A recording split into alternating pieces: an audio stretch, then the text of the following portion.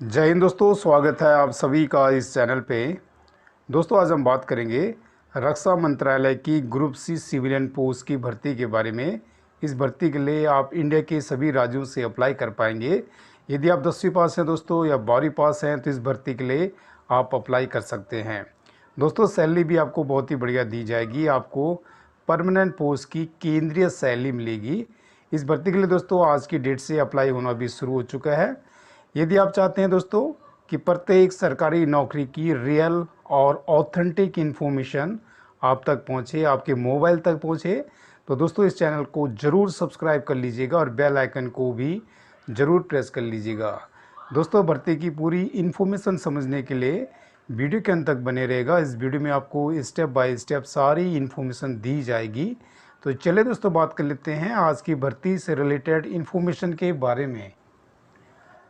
तो दोस्तों जैसे बताया कि आज की भर्ती है रक्षा मंत्रालय की, मिनिस्ट्री ऑफ डिफेंस की भर्ती है दोस्तों, सिविलियन पोस्ट की भर्ती है, ग्रुप सी पोस्ट की भर्ती है और इस भर्ती के लिए आप इंडिया के सभी राज्यों से अप्लाई कर पाएंगे। दोस्तों क्वालिफिकेशन की बात करें तो इस भर्ती के लिए 10वीं पास तथा 12वीं पास कैंडिडेट अप्लाई कर पाएंगे। जहाँ तक आयु सीमा की बात है तो 18 साल से 25 साल तथा 18 साल से 27 साल तक वाले कैंडिडेट इस भर्ती के लिए अप्लाई कर सकते हैं। आपको दोस्तों कैटेगरीज वाइज आयु सीमा में छूट भी दी जाएगी। सैलरी की बात करें तो सैलरी आपको बहुत ही बढ़िया मिलेगी। आपको लेवल 1, लेवल 2 तथा लेवल 4 की सैलरी मिलेगी। जहाँ तक फीस की बात है तो दोस्तों इस भर्ती में आपको 50 रुपये फीस का भुगतान करना है। फीस का भुगतान आप पीओ से कर सकते हैं, यानी कि पोस्टल ऑर्डर से भी कर सकते हैं तथा डिमांड ड्राफ्ट से भी कर सकते हैं। किसी भी एक ऑप्शन से आप इस भर्ती के लिए फ़ीस जमा करा पाएंगे। SC ST PWD तथा एक सर्विसमैन के लिए फ़ीस एग्जेम्प्टेड है। इस भर्ती के लिए आज की डेट से यानी कि 18 जून से अप्लाई होना शुरू हो चुका दोस्तों, और इसकी लास्ट डेट है दोस्तों 25 जुलाई 2022। कुछ जगहों के लिए यानी कि रिमोट एरियाज़ के लिए इसकी लास्ट डेट है 5 अगस्त 2022। दोस्तों जहाँ तक सिलेक्शन प्रोसेस की बात है तो इस भर्ती में आपका एग्ज़ाम और स्किल टेस्ट के बेसिस पे सिलेक्शन किया जाएगा। इसके साथ साथ आपका डॉक्यूमेंट वेरिफिकेशन भी होगा और फाइनली आपका मेडिकल एग्जामिनेशन के बेसिस पे सिलेक्शन किया जाएगा। दोस्तों ज़्यादा टोटल वैकेंसीज़ की बात है तो इसमें 101 वैकेंसी है। चलिए बात कर लेते हैं दोस्तों अप्लाई मोड के बारे में। तो इस भर्ती के लिए आपको ऑफलाइन अप्लाई करना है दोस्तों। फॉर्म भर के आपको अप्लाई करना है। एप्लीकेशन फॉर्मेट दोस्तों मैंने दे रखा है, आपको एप्लीकेशन फॉर्मेट नोटिफिकेशन में ही मिल जाएगा लास्ट पेज में। तो चलिए दोस्तों पहले बात कर लेते हैं कि आपको अपनी एप्लीकेशन फॉर्म के साथ क्या क्या डॉक्यूमेंट भेजने हैं। दोस्तों आपके सारे डॉक्यूमेंट सेल्फ अटेस्टेड होने चाहिए, जैसा मैं हमेशा बोलता हूं दोस्तों। और इसमें आपके डॉक्यूमेंट होंगे। पहला आपका डॉक्यूमेंट होगा एजुकेशनल क्वालिफिकेशन का सर्टिफिकेट होगा, उसकी कॉपी लगानी है। डेट ऑफ बर्थ की कॉपी लगानी है, आधार कार्ड की आपको कॉपी लगानी है, और आपका कोई यदि दूसरा रिलेवेंट डॉक्यूमेंट है उसकी भी कॉपी करके आप भेज सकते हैं। सारे डॉक्यूमेंट सेल्फ अटेस्ट कर लीजिएगा।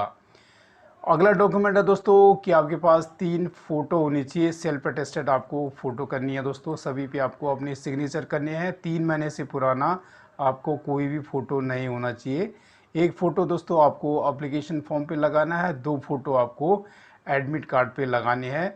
एडमिट कार्ड की डुप्लीकेट कॉपी है, इसलिए आपको 2 फ़ोटो लगानी पड़ेगी अलग अलग। इसके अलावा दोस्तों आपके पास एक सेल्फ एड्रेस एनवलप होना चाहिए, रजिस्टर्ड एनवलप होना चाहिए। उस पर आपको 25 रुपये का टिकट लगाना है, यानी कि पोस्टल स्टैम्प्स लगाना है। ये भी आपको साथ में भेजना पड़ेगा।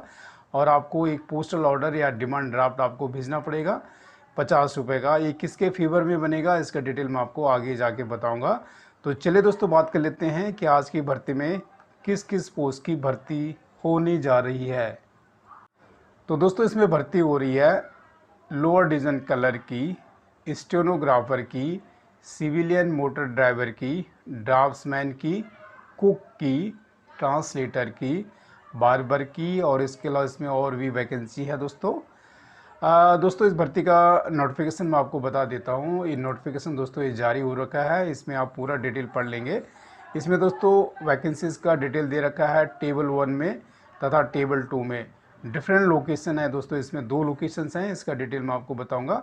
और क्वालिफिकेशन की बात करें तो स्टेनोग्राफर की पोस्ट के लिए कैंडिडेट 12वीं पास होना चाहिए। आपको साथ ही साथ दोस्तों टाइपिंग और शॉर्ट हैंड आनी चाहिए, हिंदी की या इंग्लिश की। एलडीसी के पोस्ट के लिए भी कैंडिडेट 12वीं पास होना चाहिए। इस पोस्ट के लिए भी आपको टाइपिंग आनी चाहिए, हिंदी की या इंग्लिश की। जहाँ तक दोस्तों civilian motor driver ordinary grade की पोस्ट की बात है तो इस पोस्ट के लिए कैंडिडेट 10वीं पास होना चाहिए। साथ ही साथ आपके पास सिविलियन ड्राइविंग लाइसेंस होना चाहिए हैवी व्हीकल्स का, और 2 साल का रिलेटेड एक्सपीरियंस भी इसमें मांगा गया है। जहाँ तक कुक की पोस्ट की बात है तो कुक की पोस्ट के लिए कैंडिडेट 10वीं पास होना चाहिए। साथ ही साथ आपको इंडियन कुकिंग का नॉलेज होना चाहिए। और जहाँ तक ट्रांसलेटर की पोस्ट की बात है तो इस पोस्ट के लिए कैंडिडेट 12वीं पास होना चाहिए।